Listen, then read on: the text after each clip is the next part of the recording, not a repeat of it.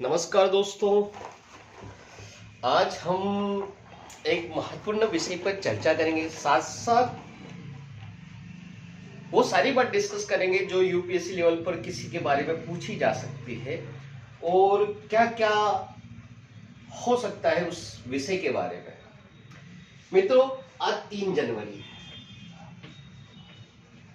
और आज महान समाज सुधारक और देश की प्रथम महिला शिक्षिका सावित्रीबाई का जन्मदिन है। तो हम आज बात करेंगे सावित्रीबाई से संबंधित और सावित्रीबाई के जीवन का संघर्ष की जिस तरह से उन्होंने एक निचले जाति के परिवार में जन्म लेने के पश्चात किस तरह से शिक्षा के लिए, विधवा विवाह के लिए और छुआछूत के लिए और जो समाज में जो 18वीं शताब्दी में जो कुरीतियां थी उनके खिलाफ किस तरह से लड़ाई लड़ी और जीवन को एक संघर्ष को एक नया आयाम दिया, उसके बारे में बात करेंगे। तो सावित्रीबाई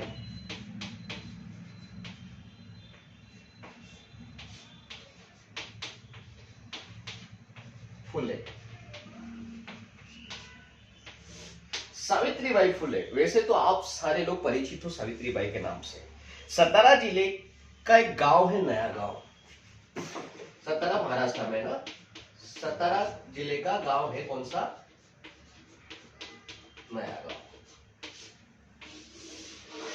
सतारा जिले के नया गांव में सावित्रीबाई का जन्म हुआ था। कब? 3 जनवरी 1831। 3 जनवरी 1831 में सतारा के नया गांव में सावित्रीबाई फुले का जन्म हुआ था।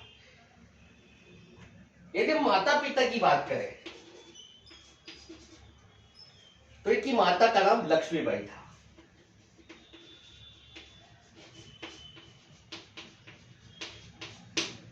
और पिता का नाम खंडोजी नेवसे।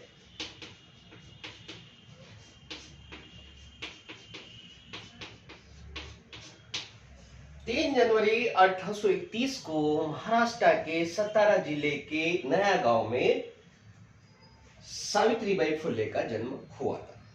ठीक है। नारी मुक्ति की बात करें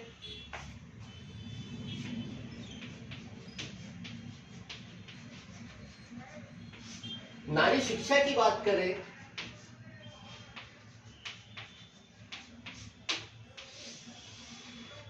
या मराठी कवियत्री की बात करें, मराठी कवियत्री की बात करें, हर चीज में सावित्रीबाई का नाम आता है। 18वीं शताब्दी की जब हम बात करें कि महिलाओं की गिनती जब 2वें दर्जे में होती थी, महिलाओं को प्राथमिकता नहीं दी जाती थी क्योंकि पितृसत्तात्मक परिवार था। आज की तरह जिस तरह से शिक्षा का अधिकार महिलाओं को, इसके बारे में तो उस समय हम कल्पना भी नहीं कर सकते थे, क्योंकि 18वीं शताब्दी में महिलाओं का स्कूल जाना पाप माना जाता था और ऐसे समय में सावित्रीबाई फुले ने जो करके दिखाया वो कोई साधारण उपलब्धि नहीं थी। जब पूरा समाज उस चीज के विरोध में खड़ा है और आप महिला शिक्षा के लिए जागृति लाना चाह रहे हो, एक समाज सुधार करना चाहते हो, ये बहुत बड़ी उपलब्धि थी हमारी माता सावित्रीबाई फुले के लिए। इन्होंने अपने पति, जब इनकी शादी 9 वर्ष की उम्र में, बाल विवाह की भी बहुत विरोधी रही सावित्रीबाई फुले जी। 9 वर्ष की उम्र में ज्योतिराव फुले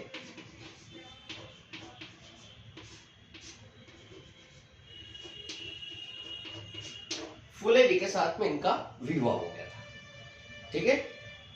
कब? 1940 में, 1840, सॉरी 1831 से 9 साल जोड़ो तो 1840 में ज्योतिराव फुले के साथ में इनका विवाह हो गया था। बाद में ज्योतिराव फुले को ज्योतिबा नाम से भी हम लोग जानते हैं। जब ज्योतिबा राव या ज्योतिराव फुले साहब खुद एक समाज सुधारक थे, इनके मन में निचली जातियों के उत्थान के लिए और सामाजिक समरसता के लिए, सामाजिक समानता के लिए इनका एक कठोर, इन्होंने बहुत ही काम किया। तो उस कार्य में फिर हमारी सावित्रीबाई फुले जी भी सम्मिलित हो गई और इन्होंने जो पुणे का महारवाड़ा है वहां पे एक पहला स्कूल खोला पुणे में अपने पति के साथ मिलकर। ठीक है, 3 जनवरी 1848 3 जनवरी 1848 को 9 कन्या छात्राओं को लेकर, कितनी छात्राओं को लेकर? 9 छात्राओं को लेकर समाज की विचारधारा के विपरीत जाकर के इन्होंने स्कूल खोला। कहां पर? पुणे में। ठीक है,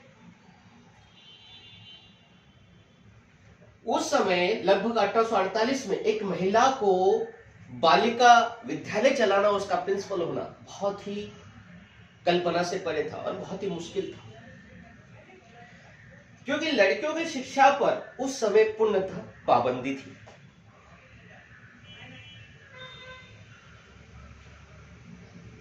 जब सावित्रीबाई फुले उस दौर में, जब महिलाओं की शिक्षा पर पाबंदी होने के बाद में एक तो खुद भी पढ़ी और उन्होंने दूसरी बालिकाओं के लिए भी पढ़ाई का मार्ग खोला।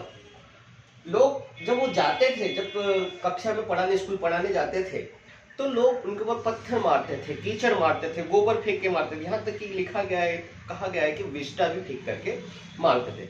लेकिन सावित्रीबाई अपने बैग में एक साड़ी एक्स्ट्रा रखते थे और जब वो स्कूल में चले जाते थे तो वहां पर जाकर के वो अपने जो गंदी साड़ी, जो लोगों के द्वारा उस समय के तथाकथित लोगों ने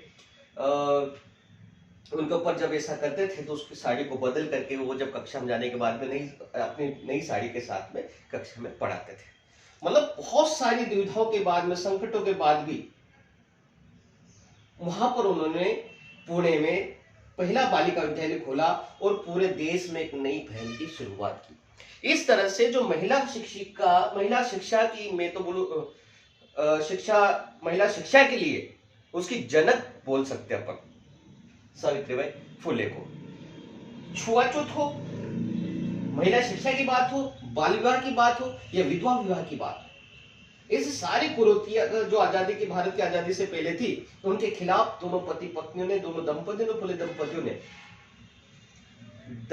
डट कर मुकाबला किया और समाज की महिलाओं को हक दिलाने के लिए सबसे अग्रणी रहे। देश में विधवाओं की स्थिति बहुत उनकी बहुत दुर्दशा थी। उन्हें देख करके भी सावित्रीबाई फुले को बड़ा गुस्सा आता था, मन में पीड़ा उठती थी।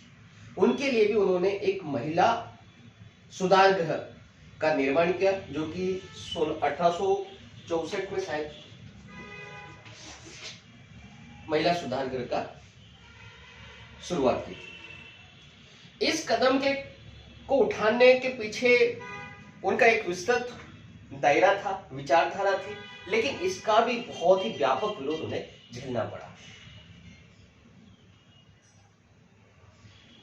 कई बार उस समय आम लोगों को, जो निचली जातियां थी, उनके लिए कुएं से पानी लाना भी मनाही थी पूरी तरह से। वो कुएं से पानी भी नहीं लाट के ला सकते थे। लाटना मतलब कुएं से पानी निकालना, उसको बोलते कुएं से पानी निकालना। तो ये देखकर दोनों पति पत्नी ने, इन्होंने पति के साथ मिलकर के एक अलग से कुआं खोदा निचली जातियों के लिए। जब महाराष्ट्र में प्लेग बीमारी आई थी, 1890 में तीसरी लहर प्लेग की थी, 1890 में प्लेग की तीसरी लहर आई थी, उस समय क्या हुआ कि ज्योतिबा फुले का देहांत हो गया और उन्होंने सारे सामाजिक मानदंडों को पीछे छोड़ते हुए अपने पति का अंतिम संस्कार किया 1890 में। उनकी चिता को अग्नि दी थी। जब पूरा महाराष्ट्र जब प्लेग की चपेट में था तो ये पूरी तरह से सेवा करने गए और 1897 में, ठीक है, 10 मार्च 1897 में प्लेग वाले रोगियों की सेवा करते करते खुद को प्लेग हुआ और ब्यूबोनिक प्लेग जो बैक्टीरिया के द्वारा होता है, ब्यूबोनिक प्लेग से 10 मार्च 1897 को सावित्रीबाई फुले ने अपनी अंतिम सांसें ली थी। तो देश की महान समाज सेविका, मराठी जगत की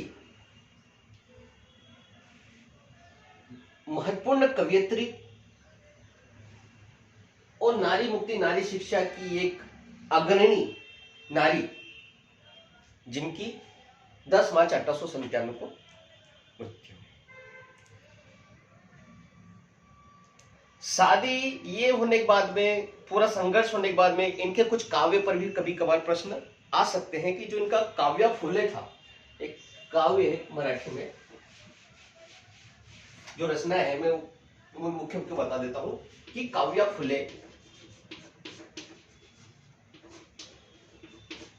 फिर जो हमारे ज्योतिबा राव थे, सत्य शोधक परिषद थी, उसके अध्यक्ष के रूप में भी रहे।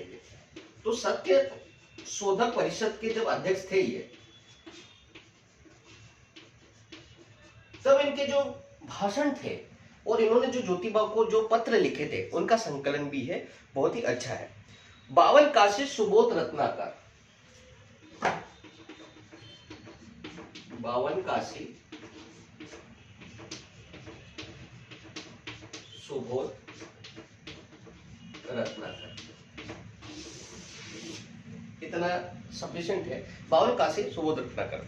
तो दोनों पति पत्नी ने मिलकर के कुल 18 स्कूल खोले थे उस समय, इसलिए सावित्रीबाई फुले को आधुनिक नारीवादियों में से एक माना जाता है। और सीधी सी बात है, अंग्रेजी मैया का दूध पियो वही पोसती है शूद्रों को।